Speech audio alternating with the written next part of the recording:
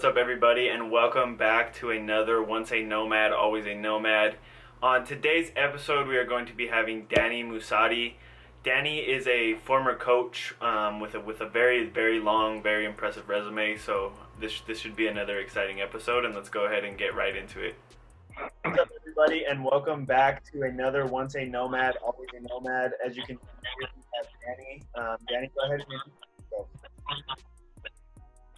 Hey, Michael, it's a pleasure to be here. My name is Dani Musatti. I'm a soccer coach from Brazil.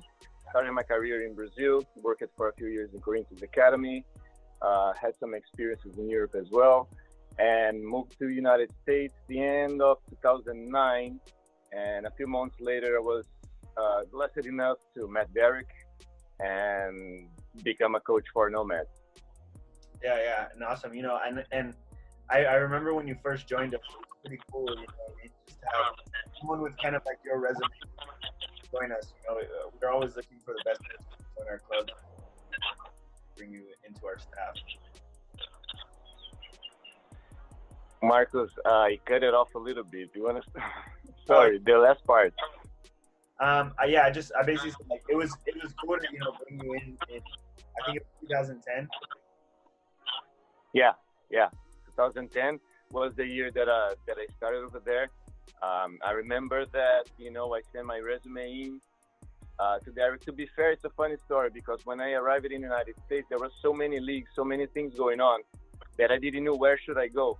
Because if you come from, England and Brazil, you have like a pyramid system, so you always know what's going on. And I remember contacting the United Soccer Federation and saying, hey, this is my background and I'm here in San Diego right now. Where should I go? What's the best place to go?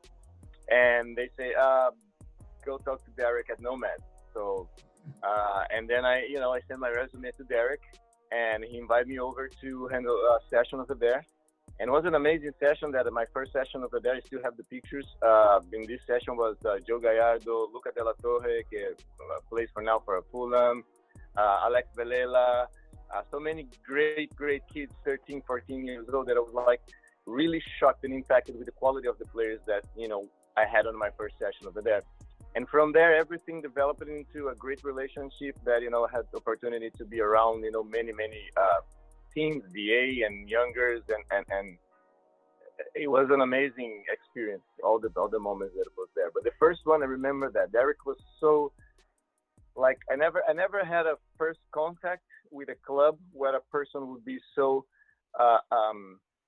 was a kind of reverse psychology, like Nunez said the other day. Like, it was like putting him on the field, say, yeah, go ahead, go on the field, let me see what you can do. Like that, usually you first sit down and, talk about it. That was the first time that I was meeting somebody and somebody was, yeah, go ahead, give me that confidence, that trust to go on the field and work with their players. Yeah. So for me, being a new culture, I kind of was, that was, I said, I'm in the right place. So. Yeah. And I think with Derek, it's more of, anyone can kind of sit down and talk tactics and everything that they study, but he wants to see more of how are you going to adapt in the middle of a game. If things aren't going your way, what do you do? Like that. He wants to see your action.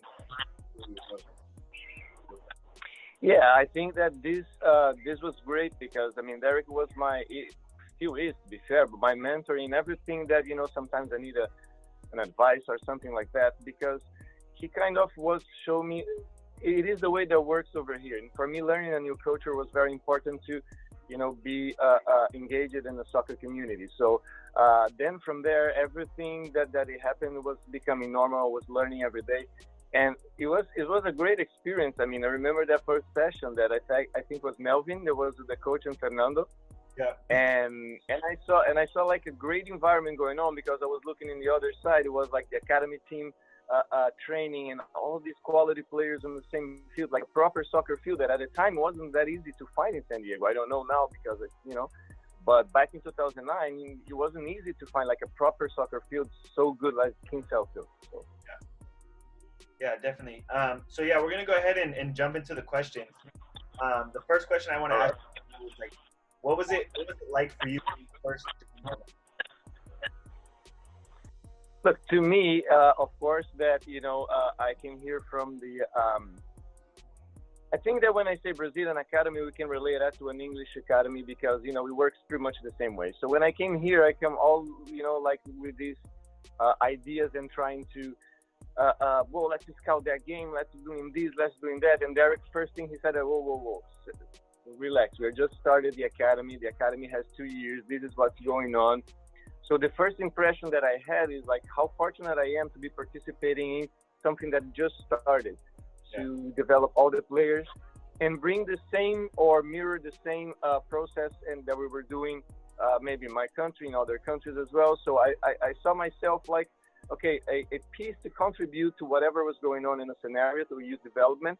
And I was very, very excited. Of course that there was a lot of challenges, but to me, the greatest thing at that time also to be working with Nomads is like, we had like most of the players with scholarship. We didn't have to choose players based in the financial condition. So we could offer all the players without financial condition opportunity to become someone and change their lives, their families throughout soccer. And we did that. Deborah was doing that since the 80s. But the time that I've been over there, that was the best thing always. That always motivates me to be a nomad, because that's the little factor that I think that changed from Nomads, from every other club that I've been in 10 years in America. So, non-MLS club. Yeah, definitely. Yeah. Yeah, so I think that's a great answer. I think that's something a lot of people talk about. It's a very welcoming club. When you arrive, it's always everybody. Everybody around you is trying to make you feel welcome. Right away. Yeah. The things that I've been learning with Nomads, we coached them on. I think I started coaching a young team and being assistant coach for academy on the 2009-2010 season. We made to the finals and everything. So things that was very important to me was in the beginning to be learning the process to be able to contribute. And I think that it was a great first experience. There was so much fun, and we had at the end of the first year, we had the Nike Cup as well, futsal Nike Cup. So it was something that everything was getting together. And to be fair, starting to coach at Nomads, with so many similarities that from where I came from culturally, it kind of brought us a little bit into a comfort zone, like not only in our soccer life but also in our personal life, which ended up transferring to the soccer life. So it was priceless, let's say. Definitely. And we touched on what it was like when you first got there. As far as the whole time that you spent with us, which was a pretty lengthy time. How was that whole entire experience for you? Look, it was amazing since the end. Until these days, I keep thinking, why am I not coaching with Nomads still? Because it was, the experience, the first great experience was obviously Nike Cup, futsal. We had already 7 months maybe that I was working as assistant coach for the under 18s as well. And we had a great group of players. Some of them participated in this tournament. And I remember Derek saying, oh, you came from Brazil, futsal, just get them and make sure that, we do a good job. We had Maddie also doing it with the girls, and we had Eli, Dan Delgado, we had Chewy, we had Beto Godinez, Oscar, Ian.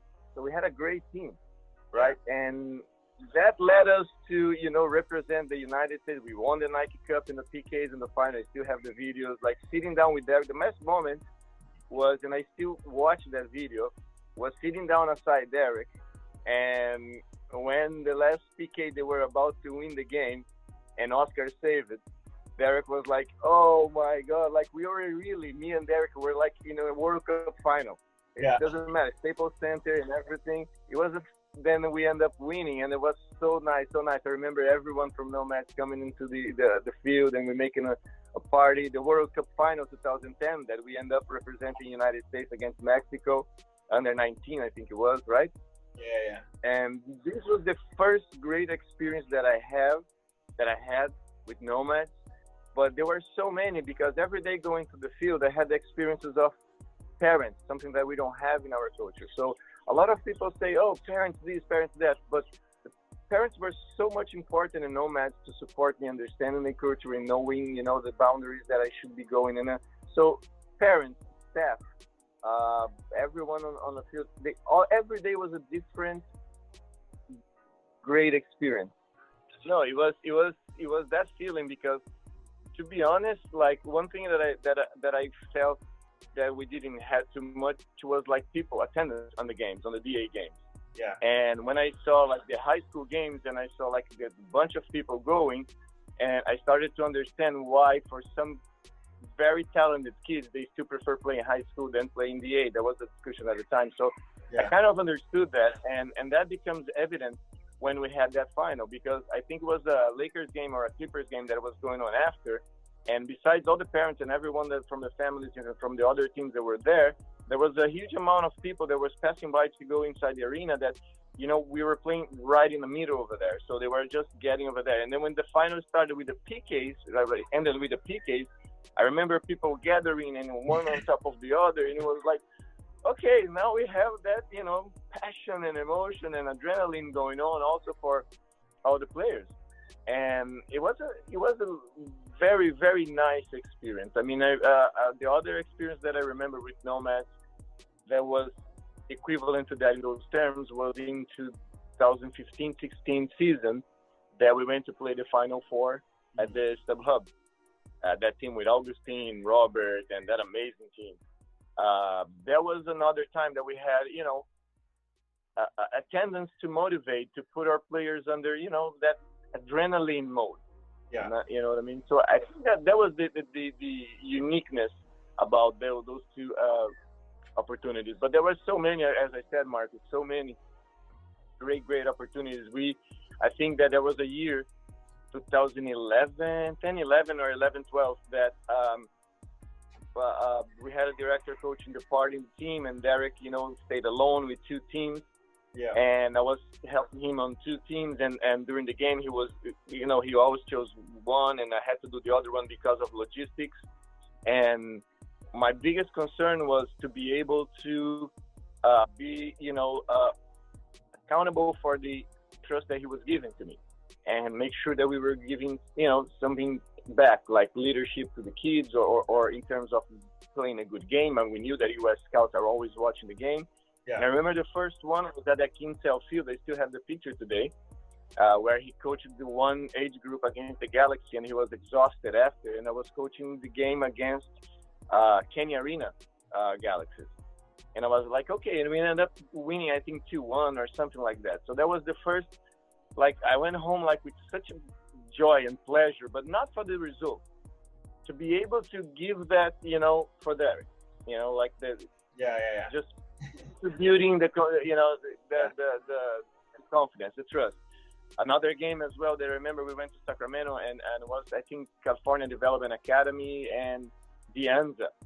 So we needed to win a game over there, and it wasn't so good in the first game. And then the second game, that he had to go to the hotel with the kids and return in the second half.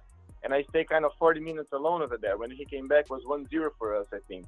And we stayed like with this result. He was coaching together. He was very happy as well. So at that moment, my happiness was to be able to prove that, I could help contribution and see Derek happy and see the team happy and see, everybody, having fun at the events and having fun, coming back in the airport. Sometimes too much fun, right? But especially on the airport, but that's okay. Stories that we keep forever. Yeah, definitely. Yeah, I like I said, you were with us for a long time, so plenty of space to create memories and just moments that you'll never forget. With that being said, I just wanted to ask you, what was your favorite memory with Nomads? But a thing I've been doing with these videos, if you've seen the previous ones, is I will say my favorite memory with you before you tell me your favorite memory with the club. And honestly, I think obviously you came when I was like 17 when you first arrived at the club. So it was towards the end when I was playing. But just always, even throughout after the years, obviously you saw I was trying to become a coach. So just everything, all the little pointers and the little tips you gave me here and there, those are some things that stick with me in my memory, and some things that I appreciate, even now to this day. No, I think that's. I mean, there's so many good memories in the field that might be biased on my side a little bit, but my best memories, they're not only inside of the field, but my best memories is exactly what you said. When I joined Nomads, I didn't join a soccer club. I ended up joining a family. So my best memories, was those dinners that Darry invited me and my then girlfriend, now wife, Maya, that we went to his house in La Jolla with Nana, everybody over there, every Diaz, every Armstrong, everyone, and all the reunions that we had sometimes at the field, Quintel Field, before or after a session. The best memories that I have from Nomad, they're separated in two, to be fair. Number one is the athletic, always over there, having Derek looking after those kids, looking after every kid in San Diego that doesn't have the opportunity maybe to pay whatever it is, and making sure that, he was making sure that the kids achieve their dreams. How many kids, if you think about it, that maybe they would have a different future before meeting Derek, and now they have a different future. They have ways to, take care of themselves, their families for generations because of what Derek did for them. So I think that that's one thing that comes inside of the field, and I think that every player that at some point was angry inside the field realized that he was angry because he had a guy that was pushing them to the limit to get into a place where they're changing their lives. Yeah. So I think that is what I have inside of the field. Outside of the field, I have an amazing person with an amazing heart. Nana, oh my God. I mean, everybody that I speak from your family, I always said, it's family to me. It's something that, it's hard to say because we don't have family in the United States. Always me, my wife, and now our kids. So we always had that, feeling that when we were in San Diego, we did have a family over there. So it was so many moments that, I think that I can resume on that, being part of a family outside of the field and at the same time, another family inside of the field, because our attachment with Nomad is not only that.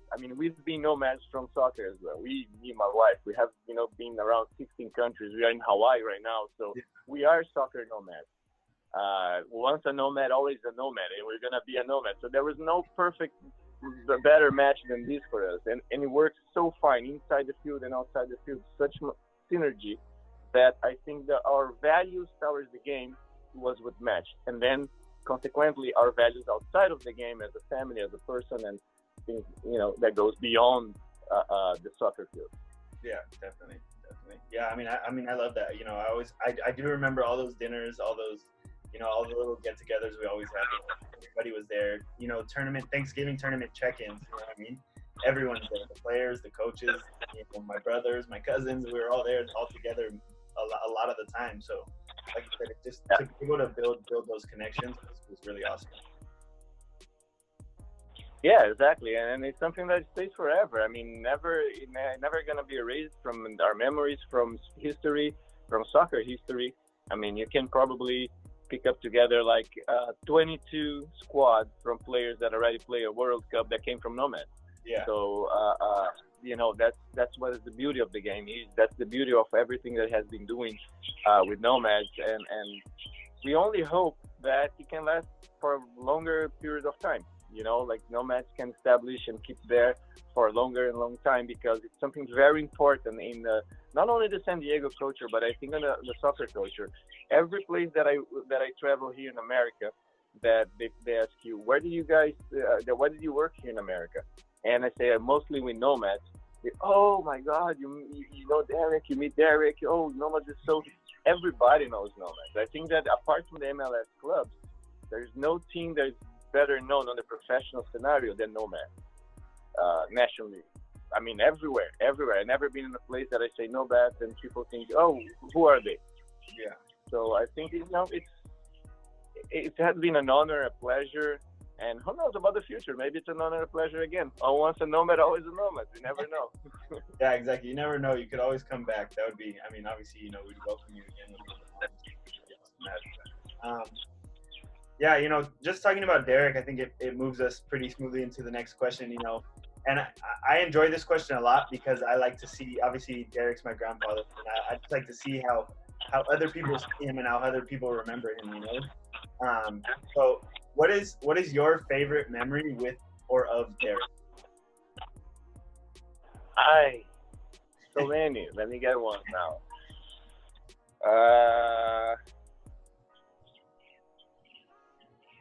My God.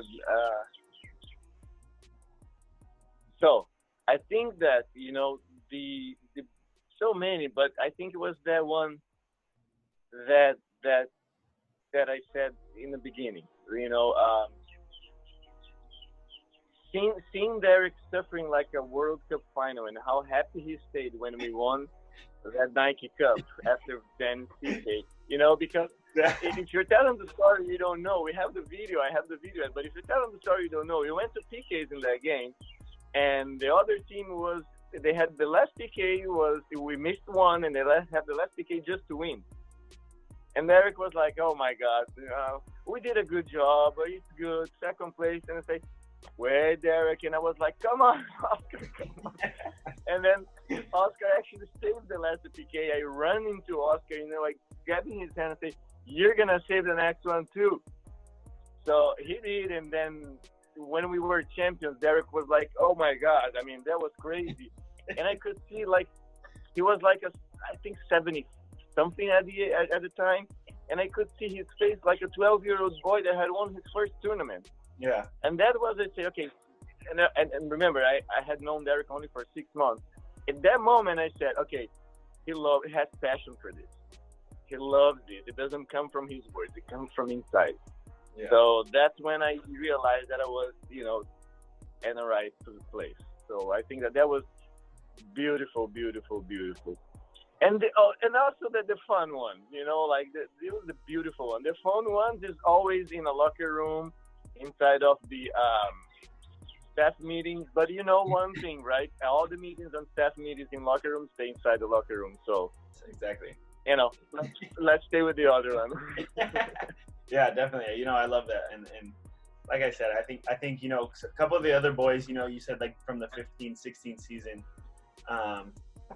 they kind of said they experienced that same moment, when they made it to the Final Four, and just they said the feeling they got looking at Derek, knowing like, oh, we did this for him, like Derek, this is. Oh yeah, that space was that's something nice, because that group was really, really special as well. I remember that before we were going, I was there helping mainly with the mindset coaching. We had a lot of players that were outside of home. They were far away from home. They were not, in a situation that we were before. So I remember that was a special moment when, we went to that finals and we lost some games before going to the playoffs. So we lost like 5 or 6 games in a row. But we are so good in the beginning that we didn't need those games to qualify. Yeah. And then when we went to the playoffs, I remember the kids that live in a house inviting the ones that didn't live in a house to a barbecue, to a party over there, where they closed down and said, "We're gonna do this for Derek." So I remember that at that moment, I mean, I didn't have any kind of doubt that we're gonna make to the Final Four. We ended up going to, I think, South Lake or Vancouver. I don't remember. South Lake. It was, yeah. Before going to South Lake, right? Yep.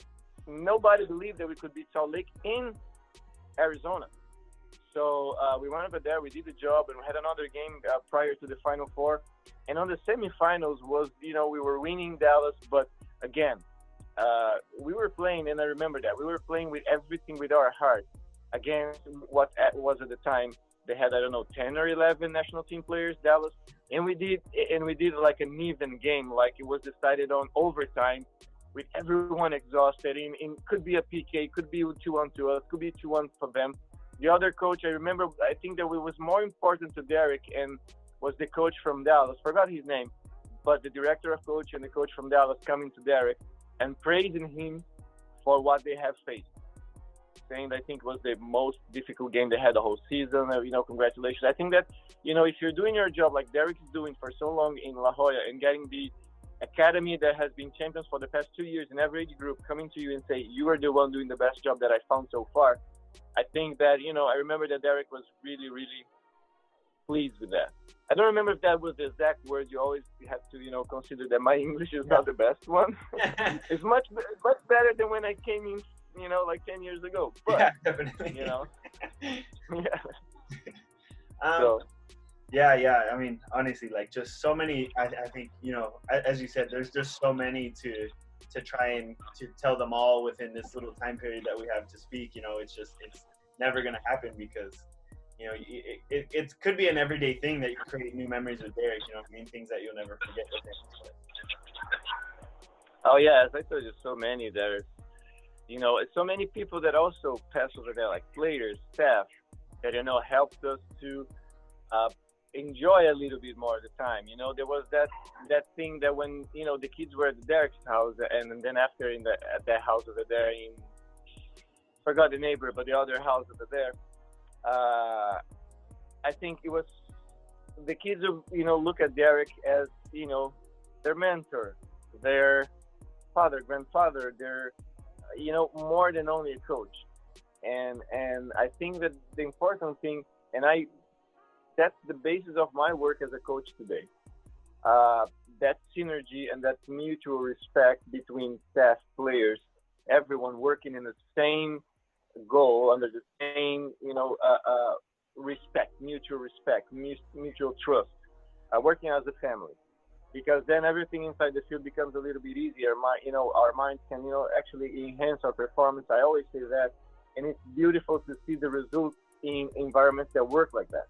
So I think that it's a special thing for me, regulated Derek, as I said. It's so much difficult to point one out because every day was something else that I was learning. Every day was something else that I was learning, not only inside of the field, but how to deal difficult situations as well. We had a very difficult situation once in Phoenix. I think it was me and Javier Manzo trying to go up in the elevator and they didn't allow us to go. It was a very hard situation where Derek came and taught me something important about how to deal under these situations. I never had under these situations before. And he actually taught me a life lesson over there, which, I have gone through other, after that a few other times, unfortunately, in my life. But because of what Derek taught me, I did have the intelligence or the knowledge to behave myself in a way that, will be more adaptable to the culture that I am, to the place that I was. So it was amazing. Every day learning something different. Yeah. The only thing that I could not learn is to like tea with milk yet, but I'm trying. Yeah, I'm sure that was pushed on you a couple of times, going over to Derek to sit down for a drink or something, but yeah. I'm dairy free, that's the problem, Yeah,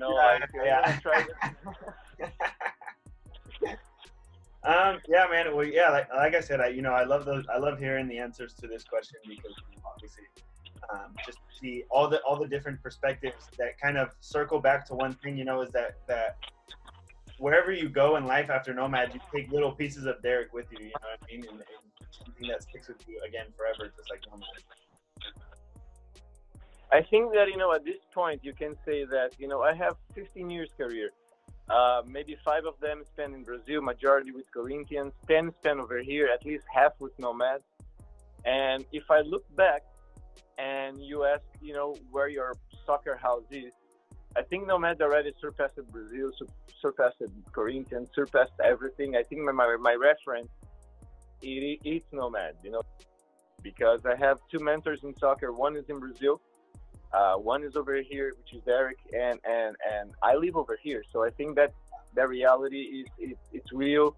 The visa that I hold today, the O1 visa, one of the letters that supported me was Derek. So, I mean, Derek's much more than a person that gave me an opportunity. He became part of my family. Every time that I go to San Diego, I try to see if there's a session, or whenever I was in Bernardino, I was lucky enough to meet him a lot of times as well. It's, just to pay that respect, just to say, hey, how are you doing? Good to see you again, and pay the respect and keep going, keep following everything that you guys are doing as well. The field, the grass at Quintel, and everything that you guys are doing. I mean, it's been a few years that I moved out from San Diego already, but I feel like, I'm still going at the daily basis. Nomads are playing. One of the most difficult things for me, and that's very good to share, I think, was to play Nomads on my last USDA season when I did with Golden State. Yeah. That was one of the most odd feelings that I had in my life. And I don't have to say that. I think we won 4-2, but it was one of the most unpleasant wins that I ever had in my life. Like, if not the most. Yeah. Because it's like, you're playing against your own family. You got to be professional. You got to, do the best you can. And to my club at the time, Golden State. But I think that feeling that I was, driving back to Los Angeles, kind of feeling that, like usually you drive back like, yeah, happy we won a game. And you know what?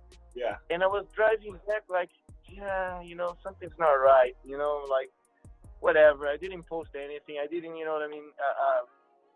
didn't talk about it. I just, what's the next game? Try to go over and forget about it because it was weird. It was the first time that it was weird. I had played before with another team against Corinthians, and I haven't felt like that. So, I think that says everything. I mean, yeah, definitely. And I think, going into the last question, I mean, obviously, just from your previous answers, I think everyone can kind of just put two and two together and answer this for you. But, last question is, what does Nomads mean to you?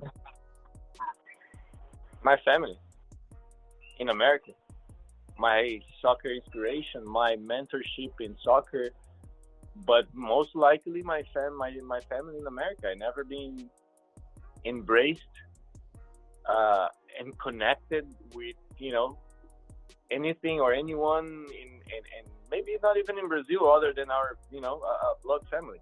Yeah. But, and maybe not even that because I don't see them, 10 years maybe? So, I do see them, like don't live with them, it's like, oh my God, I do see them, but you don't live with them. You're not in the same culture. In reality, you're far away. So, I don't go there and see the Corinthians under 17 results or under 20 anymore. I go to see the Nomads results on the academy weekend. So that's what I mean. So you kind of start living, these things over here. When anything happens, like with anyone that I see, either I call your mom, I call, either Mary or David, I sent a message the other day, Derek, whatever. And, I don't like to be bothering because I know you guys are always busy, but I always send a message because I feel still connected. So yeah, it means family, means respect, means mutual respect, means a lot of things in this line.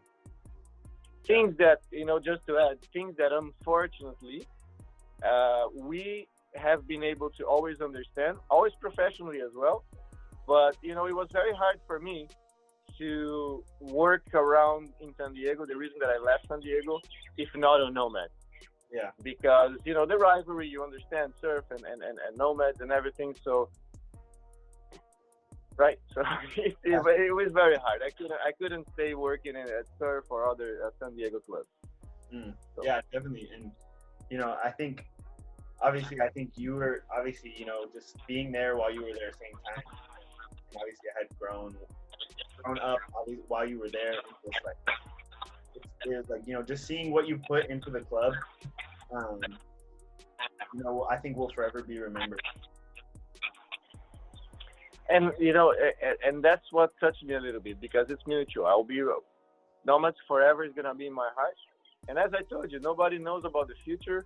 We are in an odd situation worldwide, so nobody knows about the future. That's the time to say that, right? So, it was an honor. It will always be an honor if such an opportunity goes in the future to be a coach, to contribute, to help with players, to anything that we can do, whatever we are, to help and support Nomads. I think we have a network that it's pretty large. Yeah. Nomad alumni and coaching staff that they will give and they will do anything to support Nomads. So yeah, 100%. Well, all right, Dani. Thank you so much for coming on. I haven't talked to you in a long while, so it's good to see you. It's good to catch up with you and everything. Always a pleasure, Marcus. And when I saw that we're starting this channel, I called you to congratulate you because this is an amazing idea.